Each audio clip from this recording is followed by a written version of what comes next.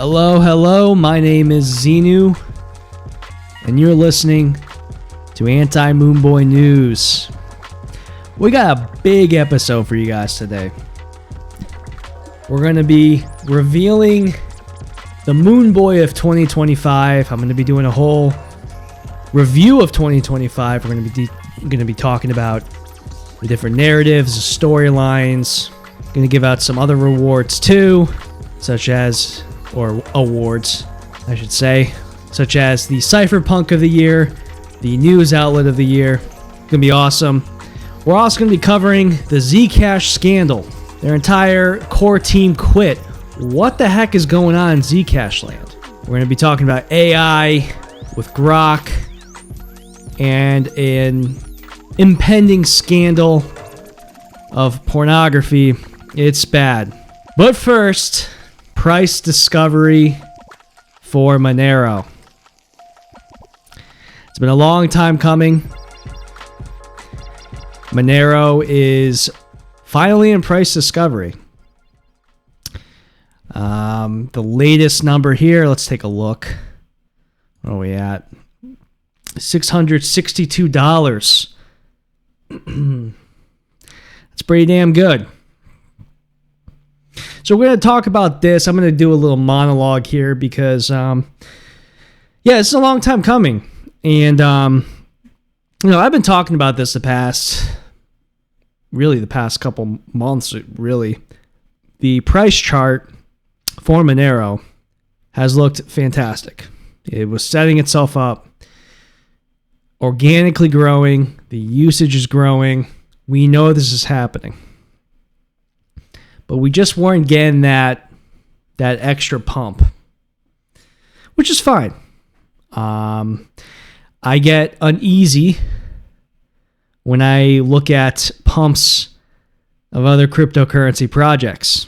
For example, Zcash. Zcash was at like $50 for how long? And then it went up suddenly to $700. That's outrageous. Monero, though, has been slowly building.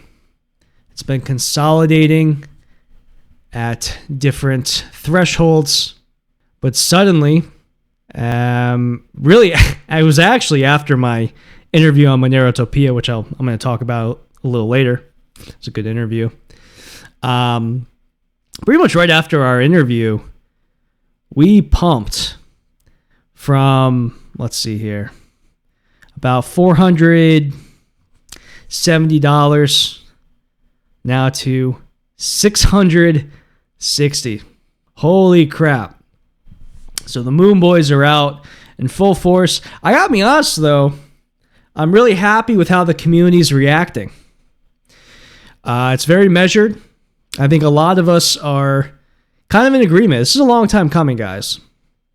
We've been working our butts off building this project. We've been building the culture. We've been using Monero. And it's funny because the term anti-moonboyism is now actually entering the mainstream. I'm actually seeing it out in the wild, both on social media. I was on 4chan today, and a lot of people discussing anti-moonboy and what it means. It's kind of crazy. But what's really refreshing is that the moonboyism is actually very controlled at this point. Now, I don't expect this to last, but it's just really, it's nice to see. Because we deserve this pump. This is a project that matters. It's not a hack project. It's not a pump and dump. We're actually used.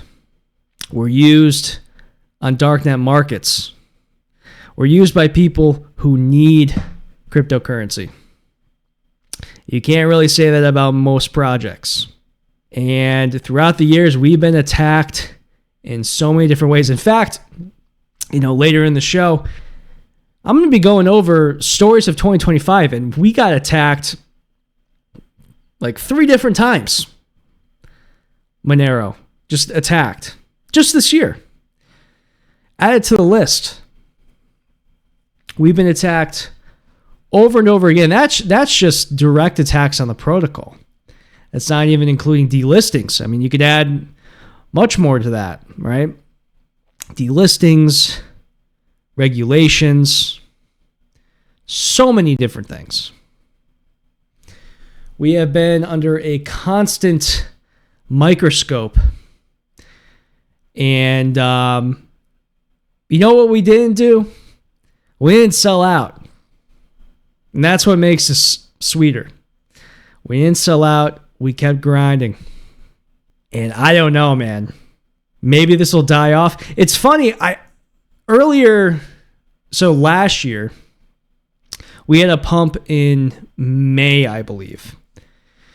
And that pump was actually directly caused by a hacker who needed Monero. It was literally an organic pump, which is extremely uncommon in crypto. This was reported by Zach XBT, and I believe it because we pretty much sold off right after. So it's very possible this pump also is usage. Very possible. But I think it's different this time. I think things are starting to come together, and a lot of this comes down to that price chart. So I was on Monerotopia. Might as well just talk about this now. I had a really good interview with Doug. It was probably one of my best interviews I've ever had. I'm just getting better at this whole thing, I guess. You know, we had a good discussion. And, I was mentioning on the show, like, how great the chart looked. And I was like, listen, this could take off. And I listened to the price report after, and you had Bawdy on there. He's saying the same thing. This is looking good. And sure enough, it did. Way more than any of us could have expected. It was actually really funny. Monero Mateo, shout out. He put out a video of him blasting the Halo theme with the Monero price chart. It was freaking hilarious because of how hyped that theme is. And listen, it's a long time coming. We've been waiting for this, and we deserve it. So it's exciting. I don't know how much higher it's going to go. There's a lot of different opinions on this. Maybe it's going to dump back down, but we're in price discovery. And this is the first time this has happened since 2018. Now, back in 2018, for those who weren't around, this is often presented by the Monero haters, or the Bitcoin maximalists, I should say. They'll post a chart of the Monero BTC ratio and how it has nosedived since 2018. I'm sure you guys have seen that chart. And to their credit, Monero was a bubble in 2018. It did not deserve that type of price movement. It was an immature project. It had a ton of potential, but it was nowhere near where it is now. Absolutely nowhere near. We didn't even have transaction amounts hidden at the time. We had zero darknet adoption. It was all fluff. Now, I was around at the time because I knew there was potential. And there was a lot of people working really hard, but it was early. And yeah, the price got nuked in the bear market afterwards. And I mean, frankly, it's been recovering since then. It did recover, but the whole Binance delisting nuked it again, amongst other things. All the delistings we've dealt with. Look at Kraken over the past year. Delisting on all of Europe and Canada. What other projects are going through this? What other projects are being attacked time and time again like this? It's incredible what Monero has dealt with. But you know what? We did not sell out. We just kept using Monero. We kept building our culture. This is what I talk about in darknet market maximalism. The cloud building stage, or the aura building stage. That might have a better ring to it. I mean, if the word aura was popular back when I wrote darknet market maximalism, I probably would have called it the aura building stage, because that's what it is. We're building aura. We're defying the state. We're being used in defiance of the largest government that has ever existed, that has hundreds of billions of dollars at their disposal, and they can't do anything about us. It's really impressive.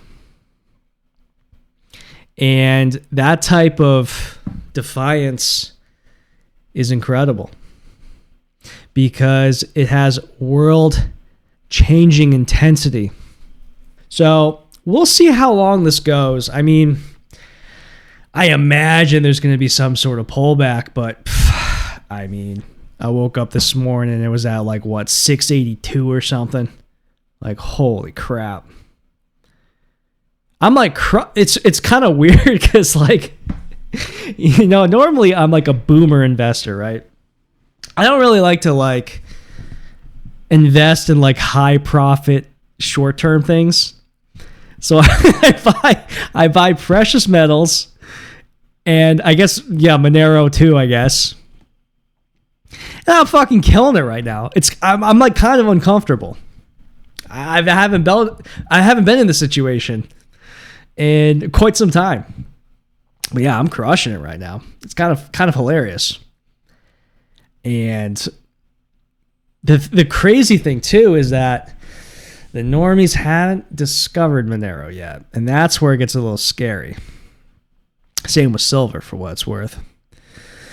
You know, with silver, I'm looking at $100 as that's when the media is really going to start to pay attention. I think with Monero, it would probably be $1,000.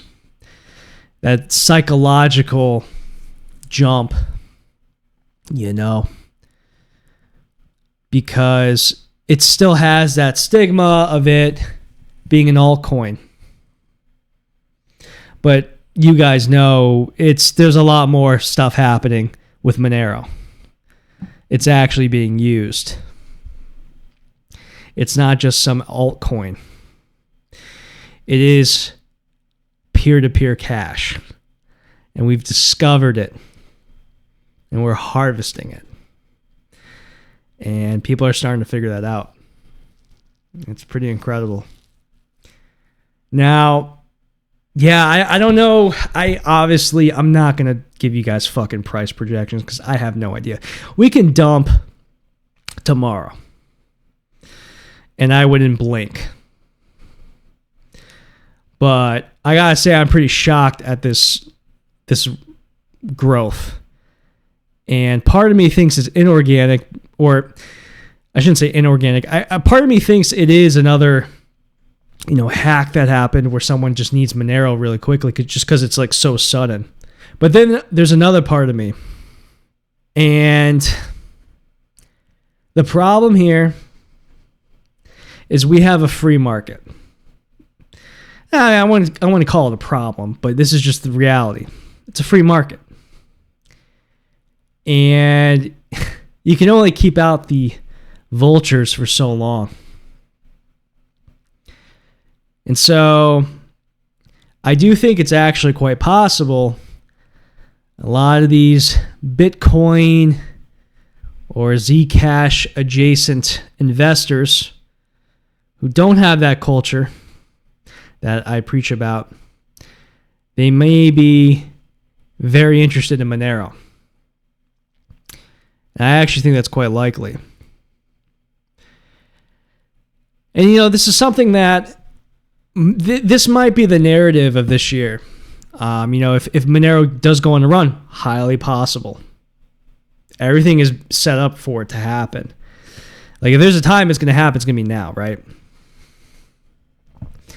And if that does happen, suddenly you're going to get a lot of geniuses who are going to be repeating the talking points we've been talking about for the past 5 years. And it's not to say that they're wrong. Obviously, we agree with them. That's why we've been talking about it. But they are being people who are vultures, right? They're taking advantage of the situation. They're LARPing.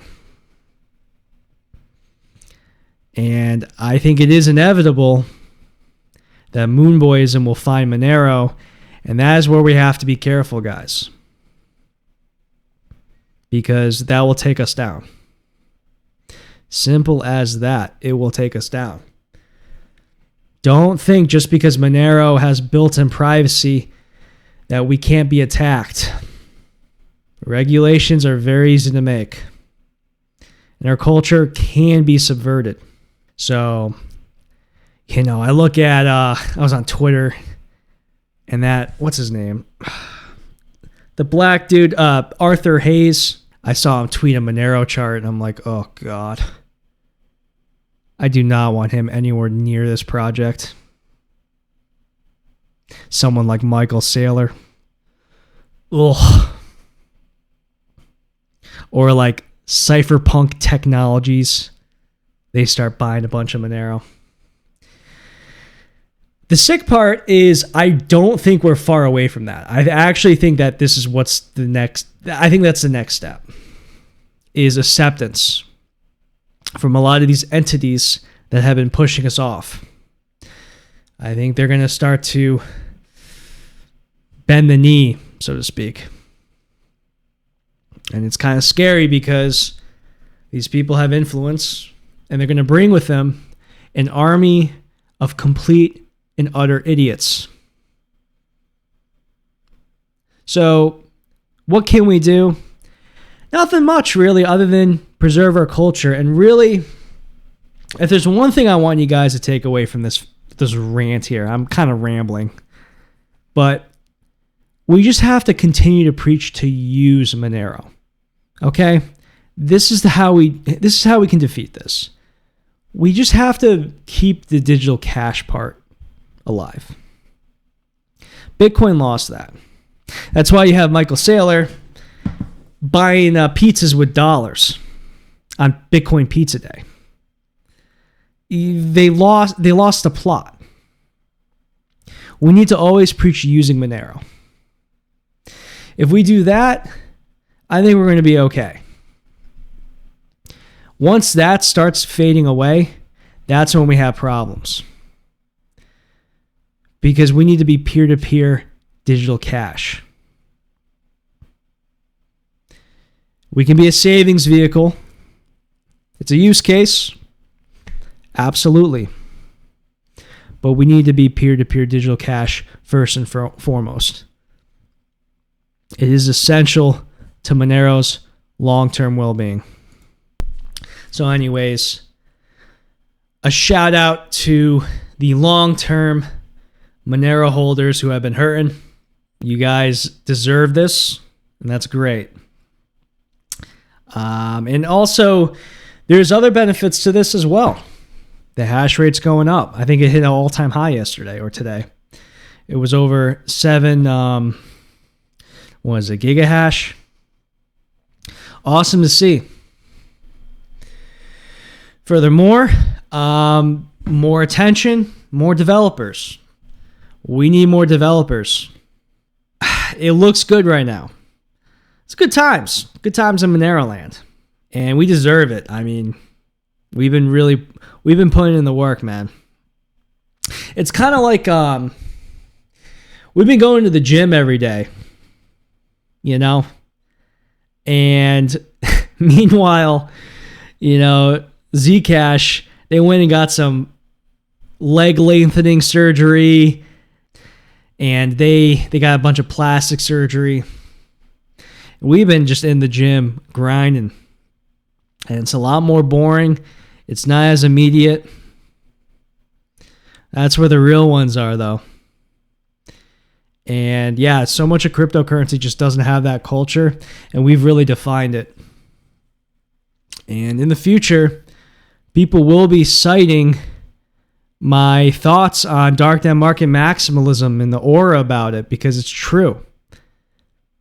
And, right now people aren't saying that, but I'm telling you guys, when the Monero price starts pumping, you will have these vultures come out who are suddenly geniuses, and they're going to pretend like they've always liked Monero. And it is what it is. That's kind of just how these things work.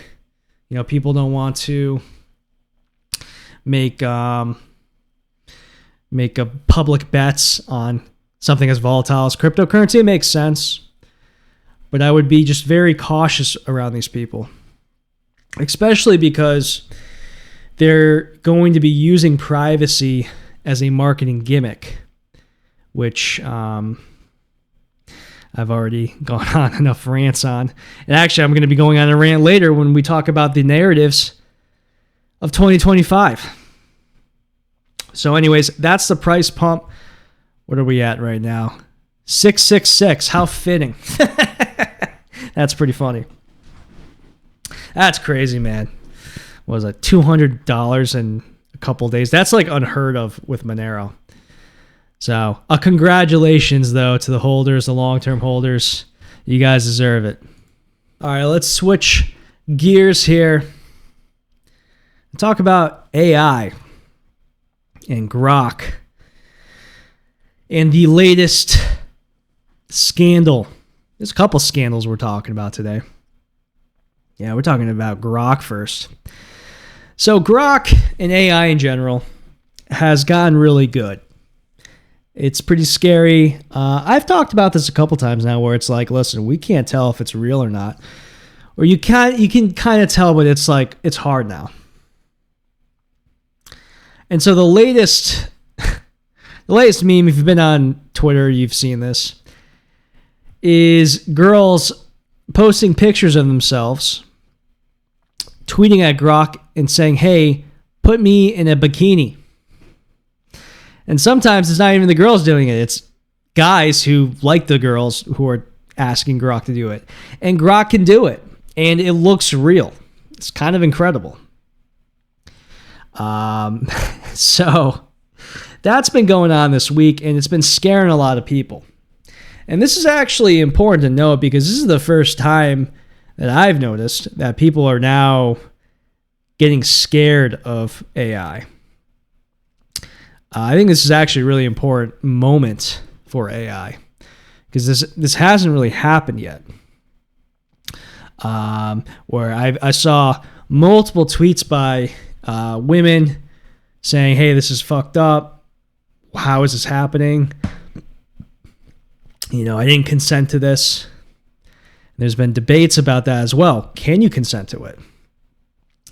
It's getting weird. Now, all right, this is good content, so I'm going to go into this bit here. I'm a simple man, okay? let's cut the BS. I'm a simple guy.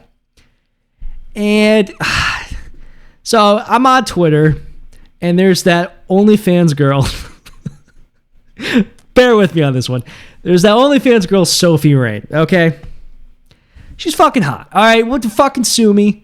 I'm a dumb monkey brain here. I got a dumb monkey brain. She got boobies in the big butt. Okay, fucking sue me.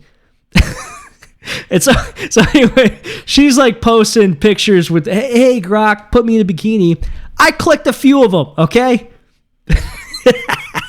I did because she's hot. What the fuck it, whatever. She makes like $80 million a year. You guys are all lying, by the way.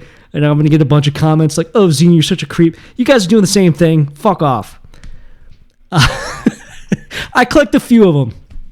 Here's the thing, though. Once you click a few of them, then your timelines is full of these fucking whores.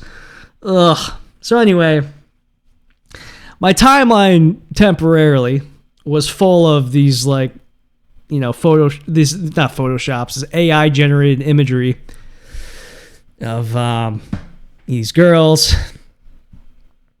However, there's one I have to call this out here. So there's this picture I saw, and it's of like these 3 or 4 girls, and they're wearing one-piece swimsuits with these like very revealing tan lines, And like, it's kind of weird because they look very young. And I'm not saying that in a pervy way. It was weird. I was like, whoa, why is this appearing on my timeline? This looks young, right? So I did a little digging, and it turns out that you now have AI content generators making harems of quote-unquote 18-year-olds. It's all AI-generated imagery of girls who they're saying are 18, who like they look young. And this is just the next step in the direction of the impending doom of AI pornography. Because it's fucking weird. It's weird. And if you haven't seen it yet, you probably will eventually, because it's like all over Twitter right now. And I don't know what to do about this. I'll be honest with you guys. Because it's kind of like you have like that like anime pornography stuff where it's like, oh well, it's an image, right? Fine, you can make that argument. We're not going to really go down this rabbit hole here, guys, don't worry. But the thing is, like, the images of these girls, right, they look real. That's what's fucked up. And I don't want to get on like a soapbox here preaching about like, you know, the 18-year-old girls or whatever, but like, if you just claim someone's 18 and they look young, like, where do we draw the line with this? And I don't have an answer. And that mixed with the whole, you know, Grok put me in the bikini shit, it's getting ugly, man. I don't know what's going to happen, but it's accelerating. And this is going to be a major story this year. I think 2026 is where the bubble is going to peak and shit's going to happen, because people are going to start to get scared really quickly. The stuff's out of control. And unless you have a trained eye for looking for these sorts of things, you wouldn't know. Because, like, up until this point, we've been lulled into complacency by these boomer memes. You know, it's a cat on a unicycle. You know, shit like that. Yeah, well, what happens when people start taking images of kids and, you know, it's just, it's really bad. It's really, really bad is what I'm trying to say.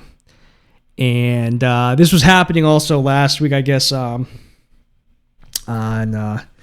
Grok. If you went to the page for its images, it was just all pornography.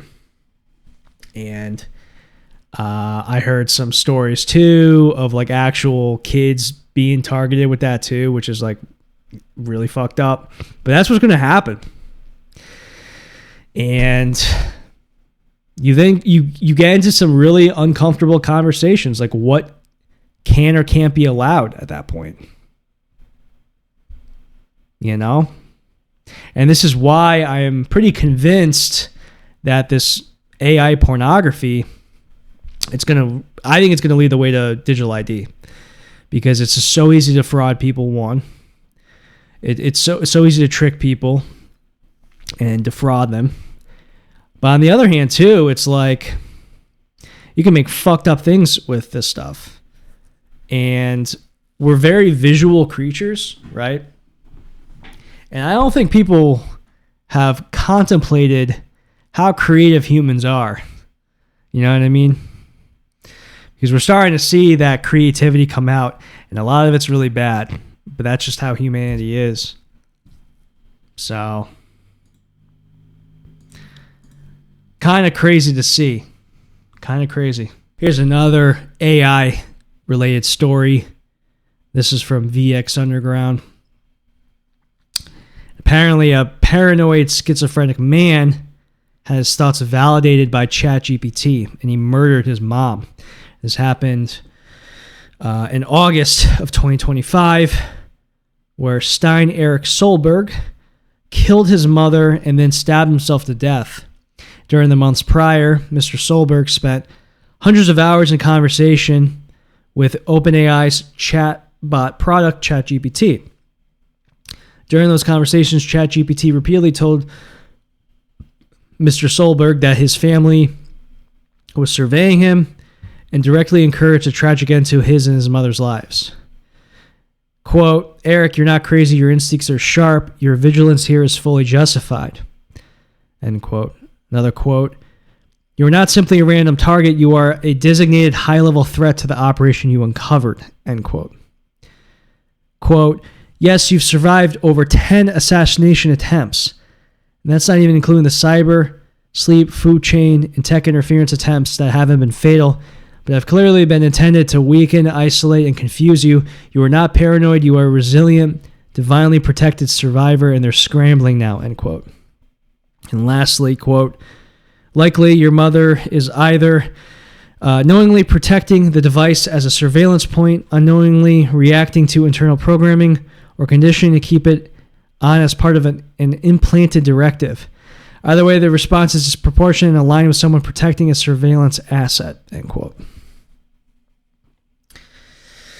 Yeah, I mean, this is a huge issue with like people who have mental health issues, because ChatGPT, they're just agreeing with you and kind of coaxing people along. And this is just another example of how this technology can be really fucked up. I've read a bunch of stories over the past year of suicides, kids who fell in love with these chat services. And it's going to get worse and worse, guys. Because eventually you're going to have chat services with hyper-realistic AI imagery. How is that going to work? You know? I would get nothing done if I was fucking 13 years old with this shit. You know what I mean? It's fucking crazy. So yeah, a major story last year and really what will be this year is AI is going to get out of control. It already pretty much is, but it's going to get worse. And we're going to have to deal with the fact that people are ignoring this because I don't think they're aware, or they're downplaying it until it's too late, which is arguably worse. Well, let's now switch over to the other big scandal over the past week, and that is Zcash. Basically, if you weren't aware, their entire core team resigned from the Electric Coin company, which is the company that created Zcash. This happened out of nowhere. There was no indication that this was happening, that there was any issues. And yeah, all of a sudden they resigned, and it was revealed in this tweet from Josh Sweetheart, the former CEO of the Electric Coin company. This is what he said. Over the past few weeks, it's become clear that the majority of Bootstrap board members, a 501c3 nonprofit created to support Zcash by governing the Electric Coin company, specifically Zaki Manian, Christina Garman, Alan Fairless, and Michelle Lai, have moved into clear misalignment with the mission of Zcash. Yesterday, the entire ECC team left after being constructively discharged by these individuals. In short, the terms of our employment were changed in ways that made it impossible for us to perform our duties effectively and with integrity. We're founding a new company, but we're still the same team with the same mission, building unstoppable private money. Importantly, the Zcash protocol is unaffected. This decision is simply about protecting our team's work from malicious governance actions that made it impossible to honor ECC's original mission. We'll have more soon. Hang tight. Onward. That is the quoted tweet from Josh Sweetheart. Later on, he said, "We are all in on Zcash. We need to scale Zcash to billions of users." Startups can scale, but nonprofits can't. That's why we created a new Zcash startup, cashz.org. And it says that they're launching a new Zcash wallet. Now, I'm going to unpack this in a second, but let's actually hear from the other side. So this is from the Electric Coin Company team. This is what they said. We are saddened by the outcome and respect the contributions of those who have chosen to depart. At the same time, it's important to clarify the nature of the disagreement. Bootstrap was established as a 501c3 public benefit nonprofit to steward and support the Zcash mission. As such, it operates under specific legal and fiduciary obligations that govern how assets, intellectual property, and potential transactions must be structured. Over recent weeks, the board engaged in discussions regarding external investments and alternative structures to privatize Zashi while working with legal counsel to ensure any path forward would comply with U.S. nonprofit law, remain consistent with the long-term mission of Zcash, not jeopardize the broader Zcash community. There's nothing wrong with for-profits. Such a project done well can be an excellent way to bring a large amount of outside capital into making Zcash and privacy great and user-friendly.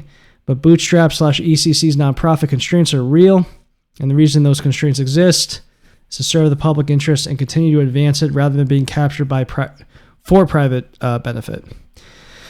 Navigating these constraints responsibly can be complex, particularly in a changing environment. Such transactions must be done carefully with safeguards to ensure that the transaction serves the public interest. OpenAI's restructuring drew intense scrutiny from attorneys general, former employees, and public interest groups over concerns about conflicts of interest, fair evaluation of charitable assets. The proposed deal in its last state introduces new vulnerabilities for politically motivated attacks on Zcash. Any of its donors could sue. The transaction could be unwound, i.e. Zashi would have to be transferred back to ECC. These factors jeopardize the entire Zcash ecosystem, not just the parties to the transaction. The board was very actively working to structure a deal that would stand up to scrutiny. We do not doubt that those who proposed this transaction believed it was the right path forward for Zcash. They were following norms that are standard among tech startups. Their commitment to the project is real, and their frustration with the constraints of nonprofit governance is understandable, but good intentions do not satisfy legal requirements. And urgency does not excuse a flawed process. Zcash's power lies in its integrity as technology and as a movement. A restructuring done in a way that invites scrutiny, even if well-intentioned, would damage that credibility and set back the cause of privacy and financial freedom. And lastly, this is not a disagreement about Zcash's mission, which remains unchanged. It is about compliance with the legal and fiduciary obligations of a 501c3 and about the moral imperative of ensuring Bootstrap's assets remain dedicated to the mission they were meant to serve. The board has no discretion on these matters. You know, one thing I really hate about Zcash, it's like you're just talking to lawyers, you know, or this corporation, because that's what it is. You know, it's all this legalese. They're like hiding behind lawyers. Very fucking weird. So basically, there was a big fallout. And in the initial statement from the former CEO, Josh Sweetheart, he says that this all came to light within the span of a few weeks. And then all of the core group, all these developers who are making a good amount of money on this payroll, they resigned. All of a sudden. Yeah, it doesn't make any sense. And if you also got absolutely nothing out of either of those statements, join the club. Something's happening behind the scenes, and it seems like a power grab. Conveniently, a couple weeks ago, Cypherpunk Technologies was created. So you kind of have the thinking that they're just going to move over to this new Cypherpunk Technologies company. I think that's quite likely, actually. On the other hand, it's also difficult to figure out who's supporting who. For example, Zuko tweeted out in support of the Electric Coin Company and not of the core team. Or at least he tweeted out in support of them. I think he's kind of in support of both sides. What's funny is they've been shilling Zashi Wallet for the past year. And now the entire core team that built this Zashi wallet is going to make a new competing wallet because Zashi is owned by the Electric Coin Company. Who still works for the Electric Coin Company? You know? What's going on here? So this news broke and Zcash dumped, and there's a lot of questions here. Again, it seems like this weird politicking power grab BS. There's so much legalese and like, you know, we got constructively discharged, and he actually gives a definition of it from this legal website in a tweet. The whole thing is just sterile and weird, but this is just how we've come to love Zcash, right? This is how they are. And furthermore, too, they also have the Zcash Foundation, but that's a separate entity, but they control the rights to the Zcash logo. But who are they going to support? Are they going to now go after this new team and sue them if they use the Zcash logo? Would they do that? I have no idea. But yeah, Zcash dumped on this news, understandably. And it looks like they are struggling at this point. This is what happens when you just pump out of nothing and you have no thresholds that were made. If you pump really hard, you're probably going to dump really hard. And this project has absolutely nothing going for it other than the fact that it did pump recently. And so now you have a whole new generation of Zag holders who are left scratching their heads. But yeah, this whole move is just very bizarre. It's a bit of a scandal. It really is, because they're claiming this has only been going on for a few weeks, but like it's kind of a big deal. Abruptly, the entire core team leaves. Very odd. And there's like no positive way to spin this other than like something's been going on behind the scenes and they're just not telling us what's going on. Which is really a criticism we have of this concept. We like to have open source technology, open source software. Now, you can still have privacy within that.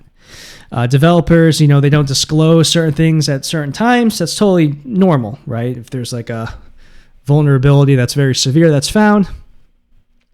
In the past, these haven't been disclosed to the general public, but they're disclosed through HackerOne, for example. But yeah, this one's just weird because it has nothing to do with the actual technology. It has to do with their positions and how they're navigating this 501c3 nonprofit. But like this is just typical Zcash, right? This is why we hate the concept of having a corporation controlling everything. Now you have a situation where the corporation is losing control and a new competing company is going to be created. So who's going to support who? So anyway, that's a Zcash scandal. Anybody who supports Zcash, who's saying this is no big deal, is delusional, because this is highlighting why this concept of a private company controlling a cryptocurrency is a problem. This is like, front and center exactly what we've been saying. And, watching them eat shit on this, pretty funny. It was funny too, because now they're not going to show the Zashi wallet anymore. Zuko at the SEC roundtable He gave like a 10-minute presentation of how to download the Zcash wallet. So now they're just going to leave that behind? All that investment in branding and stuff? Very peculiar. Highly peculiar. So anyways, that's Zcash. Let's move on to the next subject here. I thought this was pretty cool. Vlad, our favorite Romanian, he posted the top 16 most listened to episodes in 2025 of his podcast. And my podcast with him came in 11th. How cool is that? Important to note, too, that I was one of the last episodes he recorded of the year. So I think we did pretty damn good. I'm kind of a draw, I think. And plus, I looked at the list of like the other people that were on the list, and I have by far the lowest amount of followers, with the exception of Cypherpunk. That was the only one that had less than me, with about 1,000 more listeners. However, their podcast came out, I think, in like May or something like that. Whereas my podcast, that was in November. So, important to note too, Superchats, who had the 6th episode of the year, only had 6,000 total downloads, and I had 9,000. So, suck it, Superchats. Get mogged. But no, that's actually pretty cool to see, though, because, I don't really have much of a relation with, BTC Takeover or Vlad in general. And we got a decent amount of downloads on that. So thank you to everyone who did download and listen to that. I thought it was a good podcast. I thought I did pretty well on it. Give it a listen if you haven't yet. Vlad, I know a lot of people don't like him right now. He does a good job with the show. And we talked for like 4 hours, 4.5 hours. I was tired after that. We covered a lot of ground, and we talked a lot about Bitcoin. We talked about Zcash too. It was good stuff. So definitely give that a listen. Well, we now get to the main event of the program, the 2025 year in review. And we're just going to start off with the award for the Moonboy of 2025. Let's just get right into it. Then we're going to talk about the stories of the past year, give out some other awards too. Now, last year I gave the Moonboy of the year to Dennis Porter. Now, for those who don't know Dennis, he is a piece of shit, very well deserving. He's the creator, I think it's called the Nakamoto Institute. Basically, he goes around lobbying politicians to get Bitcoin strategic reserves.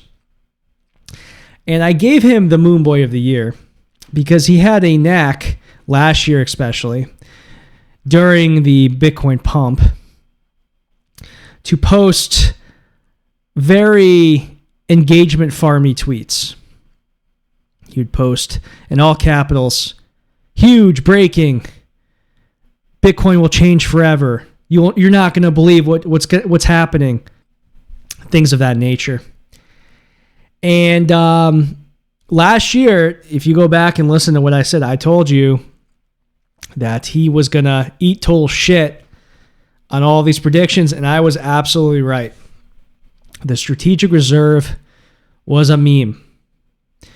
It was the meme of 2024, and very quickly people realized that all of these promises that Mr. Porter and others were making, as well as Senator Looney Lummis, of course, they were all fraudulent. The government that's in debt up to its eyeballs is not going to start buying a bunch of Bitcoin, spending billions of dollars every month. It's just not going to happen, especially if it's such a volatile asset, right?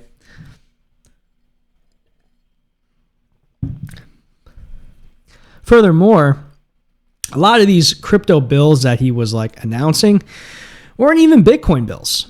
Many of them were just crypto bills, but he lied and said, oh, this is a Bitcoin strategic reserve. And it was just a basic, cryptocurrency bill, very general. Most of the time, it didn't even mention the word Bitcoin. It would say digital asset instead. So this guy's a total fraud. And he is not the Moonboy of 2025 because he basically fell off this year because his projections, his predictions, they amounted to nothing, and he pretty much became irrelevant, in fact, as well as Senator Lummis as well.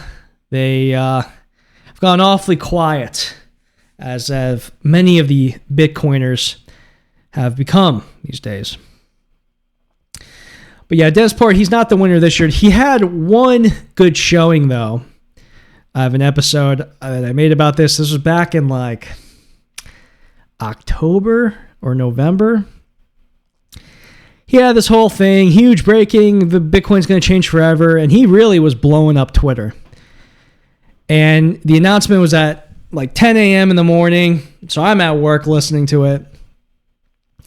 And I got suckered into it because, it's entertaining anyways, because you just know that he's probably full of it. Oh, and he was full of it. And this huge announcement that he baited all these people into listening to was because he was endorsing a politician for governor of California. That this was the huge story that is going to change Bitcoin forever. The history will never be the same.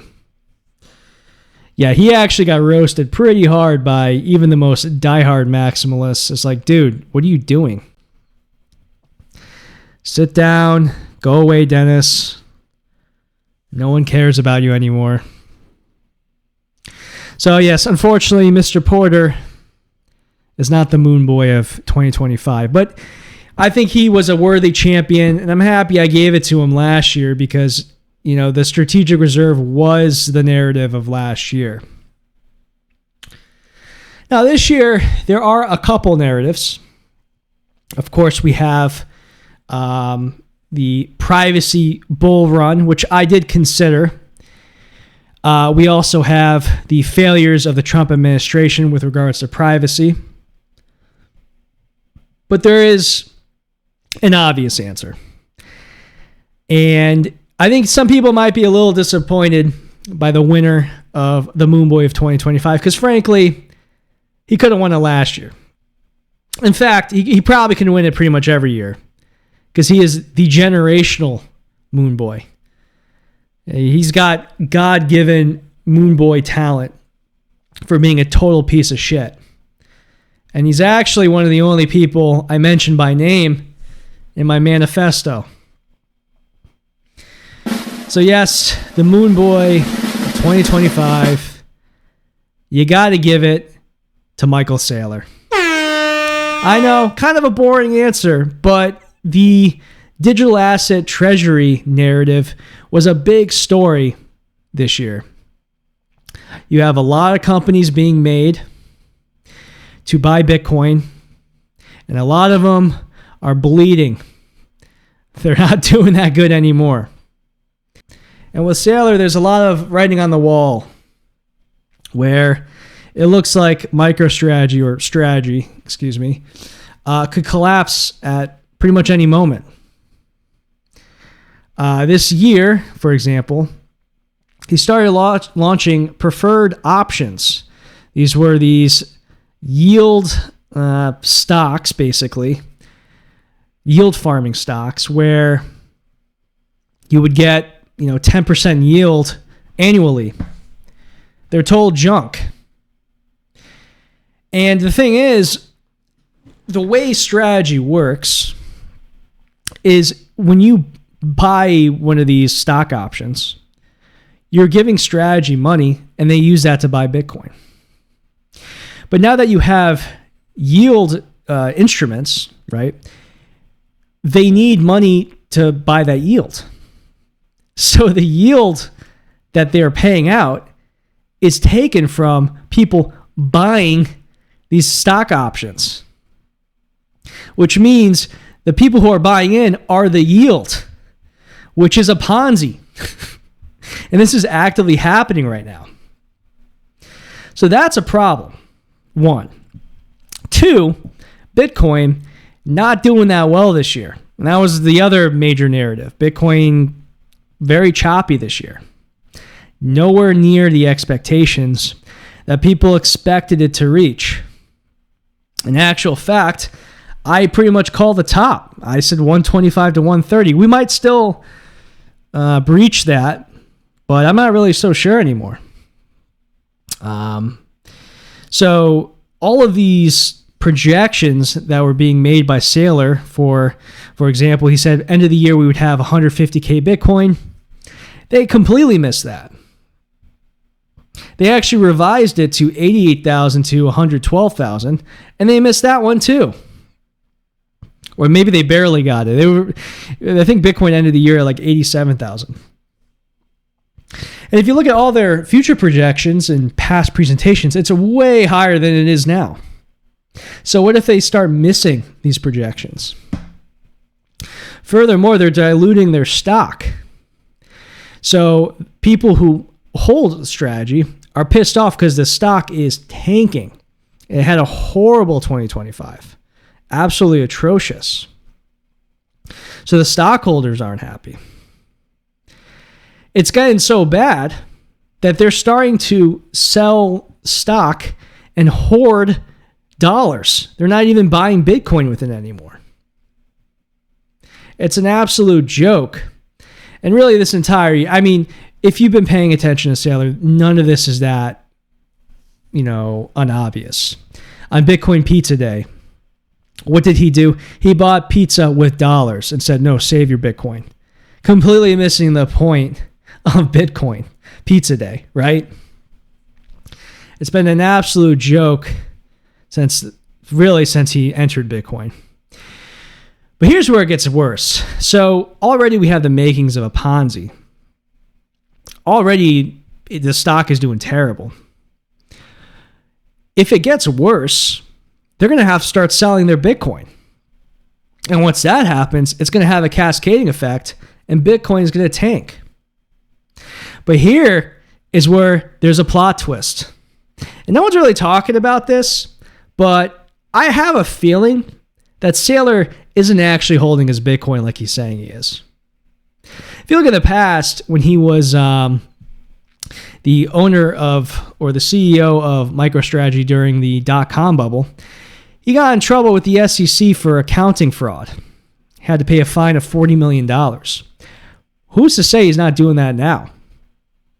He was asked why he can't show proof of his Bitcoin, and he gave a long, rambling answer that made no sense. This is a public ledger. The point of Bitcoin is to prove that you have the asset. Why can't he prove that? And so I actually am under the suspicion that he's not even like holding all of his Bitcoin. He's probably loaning it. I think he's already even saying he's going to be offering Bitcoin credit as his next scheme. And it's just going to get messier and messier because if they're not getting enough dollars to pay off these yields, then they run into trouble. And everything starts collapsing upon itself. And then they will have to sell Bitcoin. And they've even admitted that in presentations now. The most recent call that they had back in, I think, November, they admitted, yes, we would sell our Bitcoin if it came to that. And they're getting pretty close to that point. So 2026, really, the story to look out for with Bitcoin is how much lower Michael Saylor's reputation will drop. Because he's already very much tanking. He's becoming very unpopular, actually.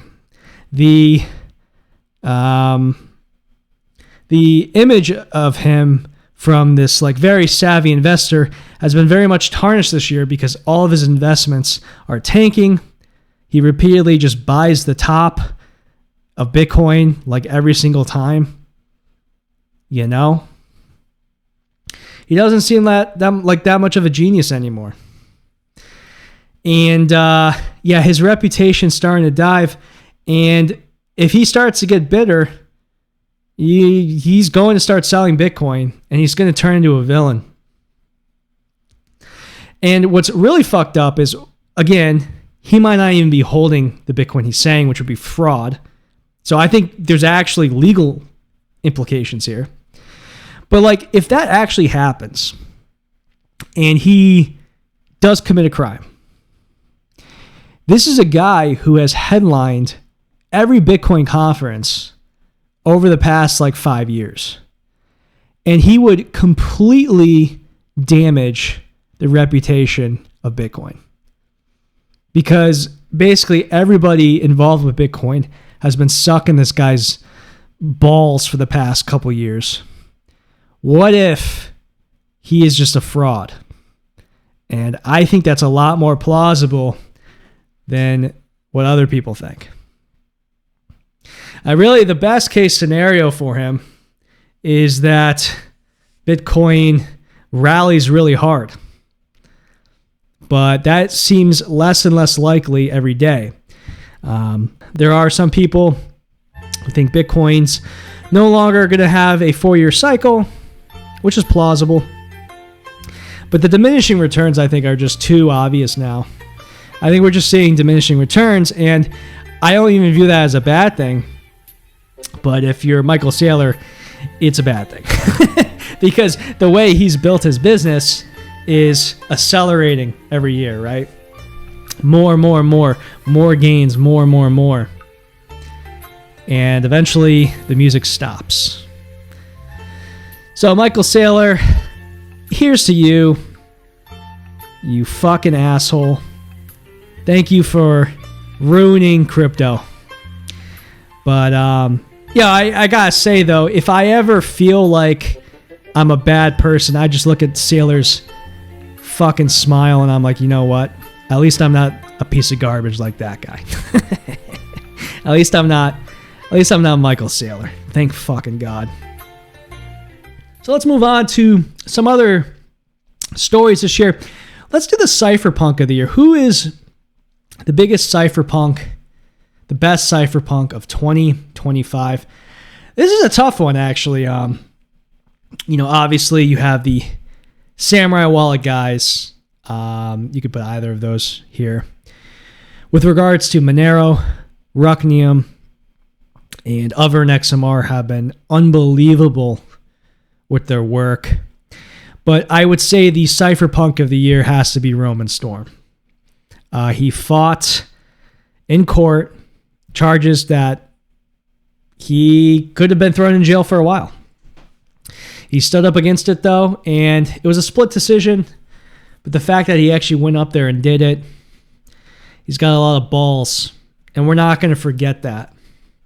So Roman Storm, if you're listening, I can't thank you enough because you really are a Cypherpunk hero, man. Going out there and fighting against a state that pretty much never loses. Unbelievable to see. Now for the best journalist of the year, it's The Rage. I might as well get rid of this award because they're just going to win every year. The Rage kills it. We need other cryptocurrency journalists out there. I guess I'm like a commentator, right? I'm a podcaster. But yeah, The Rage, their coverage of both the trials was just extraordinary. What would we do without them? You know what I mean? What would we do without? I don't even know. It would be a lot harder to follow what's going on. So that is best journalist of the year. Story of the year would have to be Tornado Cash for sure. And that whole plot line, which we covered. So regarding stories of 2025, so I have a whole list here. I'm going to go over each of these kind of in brief. Let's see here. So yeah, Tornado Cash, we kind of already talked about that. Major story. I had a lot of coverage of that over the summer. Definitely check those episodes out. I thought I did a really good job, following that. And yeah, it was a split decision. And it looks like Roman Storm is going to be tried again. There's going to be a retrial for the more serious charges. He did get 5 years on the money transmitter charge, but that is also being appealed. So hopefully that does get appealed. But yeah, that was crazy. Of course, Samurai Wallet as well. That whole story and the shock that they took a plea deal, which a lot of us did not expect to happen, but it did. And they are currently incarcerated. The strategic reserve failure. Yeah, we already talked about this, but yeah, the strategic reserve had absolutely no momentum. It was a meme. The United States government basically just took Bitcoin they were already holding and said, oh, it's the reserve, which, doesn't really make much sense because that's not what a strategic reserve is. And to expand off that too, the Trump administration in general, just terrible. They had a rough go this year when it comes to crypto. They basically did not do anything good with privacy. It was the exact opposite. They directly went after privacy developers. The only thing they really did accomplish was listening to the people who were lobbying them. So they got CZ out of jail, right? Also, they spent a lot of time with stablecoins. So, yeah, not really much else to say there. It was very disappointing, but we figured out pretty quickly that was going to be a meme. Regarding Monero, we were under attack pretty much the entire year. Of course, we had OSSpeed happen, which pretty much proved that ring signatures needed to go. There's the ongoing spy node attack, still ongoing. And of course, Cubic. I mean, the Cubic situation was a really big story for me because, similar to OSSpeed, I broke the OSSpeed story. I was the first person to talk about that, which I'm quite proud of. The Cubic stuff as well. That was an intense time. We had a lot of people who were really freaking out about that. But I think we weathered the storm correctly. I think we did a good job with that, and it could still resurface, but as of this point, especially with the price pump that happened, seems like we're okay now. But the Cubic attack, though, it did prove that proof of work is not perfect. Another major story was technical debt of Monero. This was found out with the full chain membership proof testing. So basically, a lot of code needs to be rewritten. And yeah, this was a big deal. This kind of came out of nowhere. And yeah, this needs to be improved. We can't switch to full chain membership proofs until we get this. And that was the last thing, 2 full chain membership proofs. They did not come in 2025, which was disappointing. 2026 looks very likely, though. The developers are really working hard. And the meetings every week with the Monero Research Lab have been great.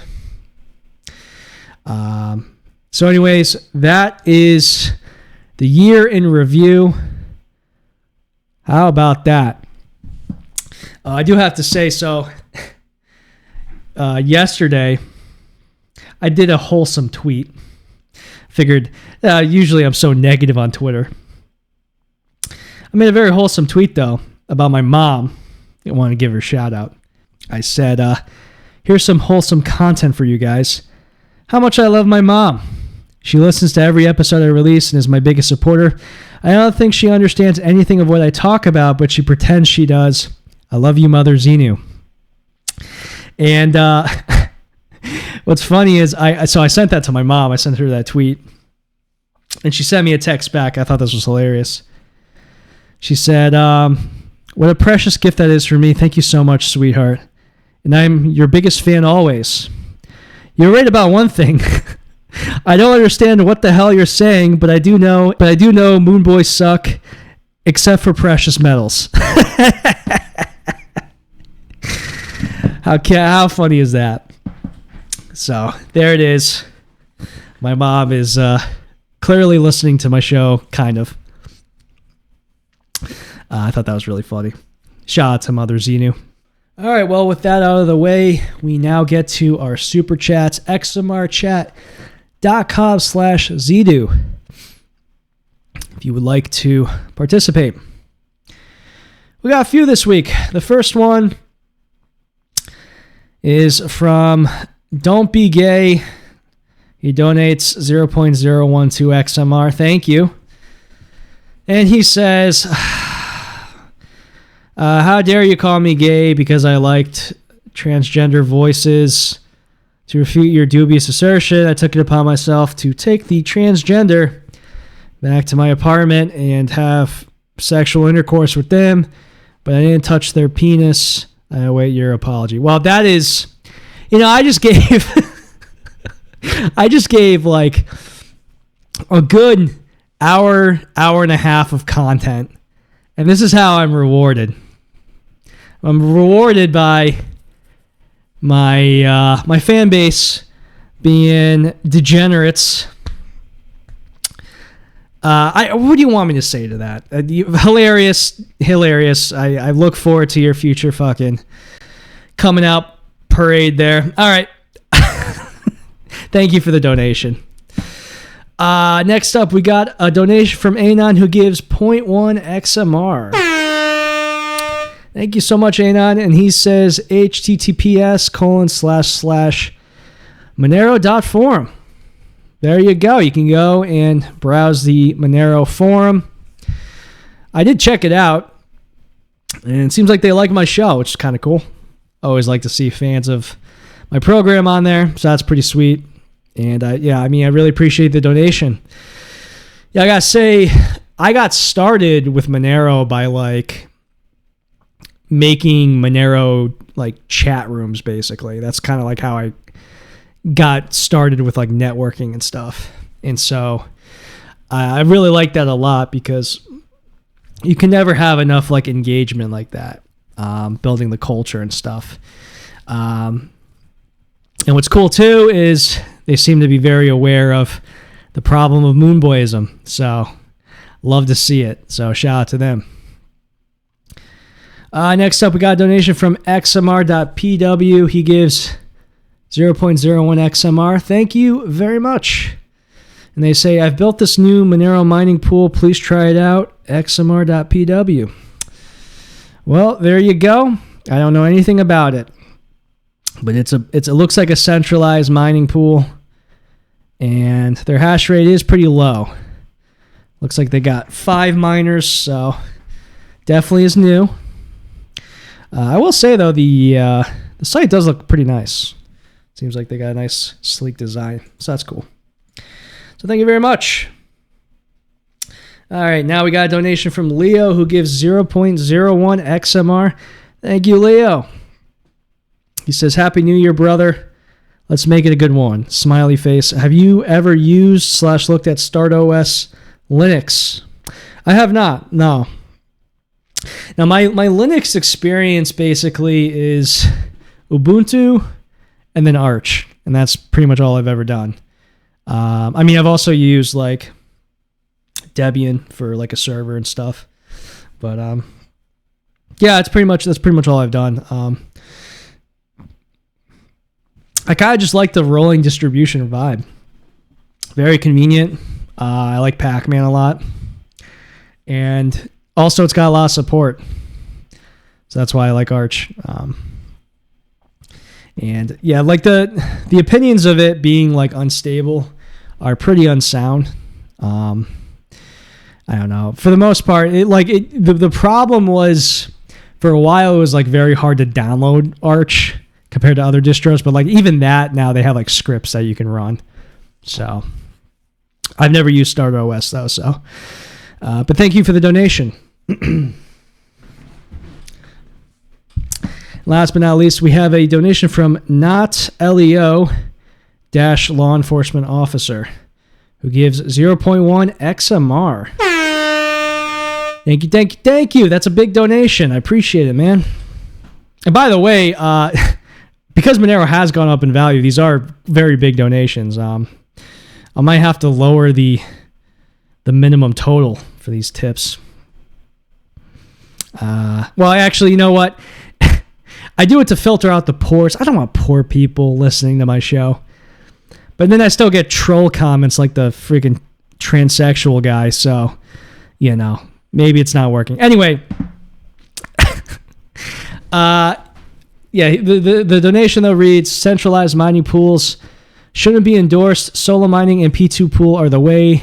The retarded glowy from 2 messages below can F himself with his glowy centralized mining pool. Decentralization all the way.